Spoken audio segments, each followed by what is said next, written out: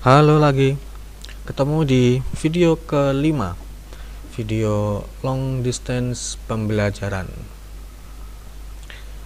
Sehat-sehat ya. Oke. Di video kelima ini mungkin sedikit ralat dari yang di video keempat bagian terakhir. Saya mengatakan video berikutnya tentang percabangan. Ya, ternyata belum. Ada satu yang kelewat. Nah, sekarang ini yaitu mengenai input. Kita sudah kenal output, kemudian sudah kenal proses, sekarang input. Ya, oke ya, langsung saja. Ini masih seperti yang video terakhir keempat kemarin, menghitung luas segitiga. Algoritmanya ini, cuman ini kalau mencermati ada sedikit perbedaan. Ini saya pecah jadi dua langkah. Kemarin kan nyambung ya. Langkah ketiganya diketahui tingginya dan alasnya sekaligus. Ini saya pecah, saya bagi dua. Oke, saya zoom dulu seperti biasa. Oke, ini program kita yang di video keempat. Di langkah ketiga ini ya, langkah ketiga dan langkah keempat, ini sifatnya masih yang namanya inisialisasi ya, inisialisasi. Jadi dengan kata lain pemberian nilai awal. Jadi nilai T atau nilai A atau nilai tinggi dan alas itu sudah langsung kita beri nilai di dalam algoritma. Nah, di sini di dalam program T-nya langsung kita beri angka 10, A juga langsung kita beri angka 5. Sehingga mau berkali-kali dijalankan program ini, selama kita tidak mengubah kode programnya, hasilnya akan selalu 25. Itu ya, itu yang terjadi apabila kita menggunakan inisialisasi. Tuh, jadi langsung pemberian nilai, T-nya berapa, A-nya berapa, ketemu hasilnya. Itu sekali lagi kalau inisialisasi. Dimana dalam flowchart ya, flowchart diagram alir, inisialisasi itu simbolnya adalah persegi panjang seperti proses itu ya. Nah, sekarang di video ini kita akan coba mengubah dari yang sebelumnya adalah inisialisasi, kita ubah menjadi sebuah input, sehingga nilai ini itu bisa berubah-ubah setiap kali program dijalankan ya. Nah, mungkin sebelum sebelum lanjut, nanti akan ada, saya akan mempraktekkan juga menggunakan aplikasi Pascal-nya, karena nanti dari tampilan output ada yang sedikit berbeda, walaupun bukan hal yang penting gitu ya, cuma nanti supaya tahu maksudnya. Oke, kita akan coba ubah dulu. Nah, input dalam bahasa Pascal ya, input dalam bahasa Pascal itu menggunakan istilah yang namanya readLen. Kita langsung aja, saya tulis di sini readLen. Nah, itu untuk input. Kalau writeLen ini output, readLen itu input. Input Nah, artinya nanti di sini user akan menginputkan sesuatu, dan sesuatu itu yang diinputkan oleh user itu disimpan ke dalam variabel T. Ke dalam variabel T. Maka dengan demikian ini bisa saya hapus. Nah, demikian pula yang ini, yang A. readLen A. Maka ini saya hapus. Oh iya, titik koma. Ya, nah, sehingga di dalam algoritma pun, nah di sini kita bisa ubah. Bukan lagi diketahui dari awal, tetapi masukkan nilai tinggi. Yang ini pun sama. Masukkan nilai alas. Nah, begini. Jadi yang tadi itu sebelumnya merupakan inisialisasi, sekarang dia menjadi input ya. Ini untuk input nilai T, ini untuk input nilai A atau nilai alas. Nah, saya nanti akan menjalankan di sini, cuman sebelumnya akan saya cobakan di sini karena nanti yaitu tadi yang saya katakan agak sedikit ada perbedaan. Tapi konsep sama, jangan khawatir, konsep tetap sama. Ini karena hanya beda aplikasi, ini kita menggunakan aplikasi, yang ini tadi kita menggunakan website gitu ya. Tapi nggak masalah. Oke, langsung saja. Ada beberapa hal yang perlu diabaikan, jadi nggak perlu diperhatikan. Ini ada user CRT, ada namanya clear screen, dan ada readline yang nggak ada embel-embelnya. Ini diabaikan dulu, Oke ya, sama persis seperti yang di sini tadi. Nah itu ya, sama persis. Oke, apa yang terjadi kalau ini kita sudah ubah menjadi input, kemudian kita jalankan? Oke ya, saya jalankan. Nah ini tadi, nah ini ya, luas ketiga muncul benar, readline luas ketiga output.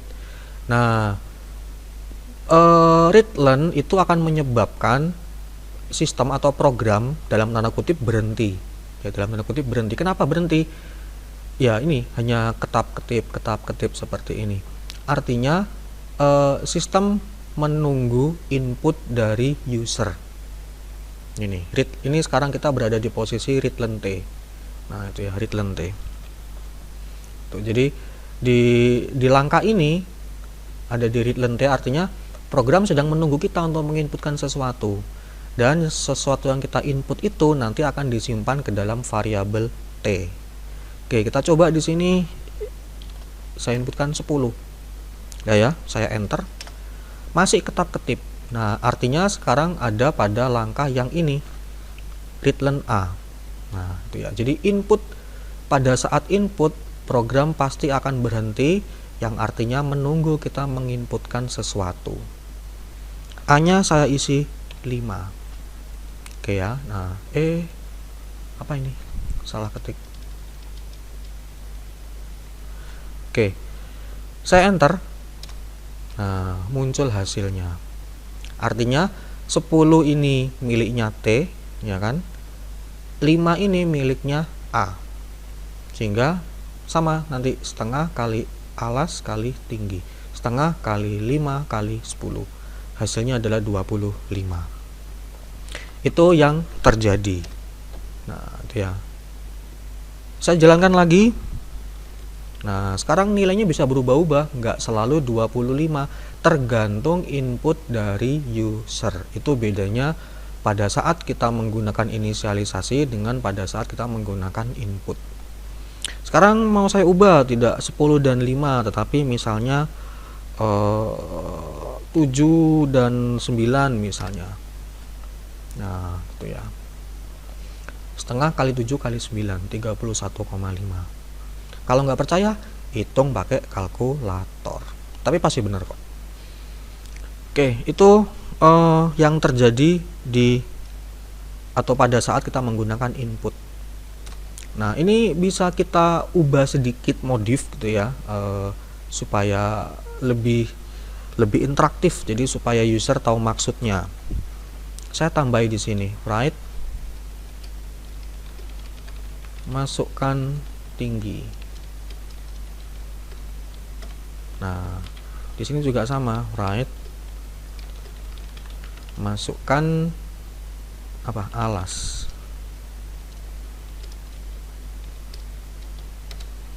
Nah, seperti ini.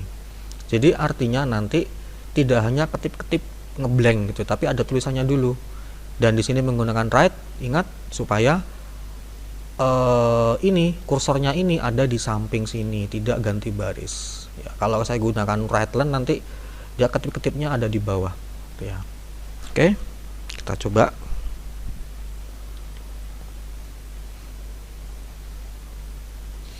Nah, ini ya, ada tulisannya. Masukkan tinggi. Oh, sebentar, di sini saya ubah juga aja. Right. Masukkan tinggi. Right. Masukkan alas. Nah, dah. Nanti bisa sambil membandingkan. Nah ini ya, luas segitiga, right line ini luas segitiga. Kemudian langkah berikutnya, tampilkan tulisan masukkan masukkan tinggi. Nah ini masukkan tinggi. Selesai kan, muncul. Terus langkah berikutnya adalah input readline T. Ingat tadi selama dia atau dia membaca readline, perintah readline, dia pasti akan berhenti menunggu input dari kita. Di samping, karena di sini tadi adalah right, gitu ya. Oke, masukkan tinggi tadi misalnya 10, kita buat sama dengan yang tadi aja. Nah, readline T sudah. Berikutnya ini right, masukkan alas, ini masukkan alas. Readline A, nah dia berhenti di sini. Kita input 5 misalnya. Nah, muncul. Ya, itu kalau mau kita modif. Oke ya. Nah, saya kira untuk yang di program Pascal-nya sudah cukup. Nah, sekarang kenapa kok saya gunakan jembatan pakai program Pascal ini dulu? Karena di sini sedikit beda metodenya. Karena tadi sekali lagi ya, di sini website. Jadi ada beberapa hal yang sedikit berbeda secara teknis, tapi secara konsep sama persis. Nah, sekarang kalau tadi ya dari video pertama sampai video keempat tadi hanya output adanya. Jadi cukup kita execute, muncul di sini. Sekarang ada input. Nah, input itu kita nginputkannya lewat sini. stdin ya, ada tulisan stdin. Nah, ini ada keterangan enter multiple values in separate lines. Artinya kita inputkan input itu kita langsung masukkan di sini. Nah, jadi tadi di sini ada ini input yang pertama, ini input yang kedua, ya. Ini input yang pertama, ini input yang kedua. Maka di sini kita masukkan untuk nilai T tadi misalnya saya beri 100 misalnya. Di baris yang berbeda tadi ya, separate lines, maka di baris yang berbeda. Itu yang input pertama ini. Sekarang yang input ini, input yang kedua untuk nilai alas, misalnya saya beri nilai berapa ya? 50 gitu ya. Ya. Nah, itu bedanya. Jadi inputnya sedikit tidak bisa kelihatan ya. Kalau tadi kan kelihatan jelas di sini. Benar-benar pada saat program dijalankan, nah nunggu ini input mau berapa? Oh 100. Alasnya berapa? 50. Oh kalau gitu ketemu luasnya 2500. Ya kalau di sini sedikit beda. Jadi inputnya nilai inputnya langsung kita rapel istilahnya, jadi satu di sini. Tuh ya. Oke, semoga bisa memahami maksudnya. Tapi yang jelas prinsipnya konsep tetap sama. Readline itu untuk input. Jadi untuk nilai T itu terserah user mau berapapun, dan nilai alas juga terserah user berapapun. Oke ya. Sekarang kita jalankan. Oh sebentar, apa yang terjadi kalau ini kosong? Nah kalau ini kosong, bisa jalankan. Nah kosong semua, 0 ya kan. 0, tidak ada hasilnya karena inputnya nggak ada. Itu ya. 100 ini 50 misalnya. Oke, saya jalankan. Nah, baru muncul. Nah, ini tadi yang saya maksud. Di sini nggak muncul ya kan, karena di sini kan masukkan tinggi itu dia readline. Dah. Kemudian setelah itu masukkan alas, dia readline. Nah, jadi apa ya? Semacam kena skip gitu di sini. Ya, tapi ini tadi sudah saya jelaskan gitu. Jadi pada saat masukkan tinggi dia akan ketip di sini menunggu input dari kita. Karena di sini kita inputnya sudah lewat sini. Nah, ini ya, maka di sini pun ya nggak muncul apa-apa gitu. Ini pun sama, masukkan alas, dia ketip-ketip di sini, nunggu input dari kita. Karena alasnya sudah kita inputkan di sini, ya sudah, maka di sini kayak kena skip gitu. Langsung di sini adalah, nah ini readline L, pembulatan 2 angka di belakang koma. Ya, jadi ini yang saya maksud kenapa kok saya menggunakan ini. Jadi supaya tahu maksudnya. Oke ya, semoga bisa dipahami.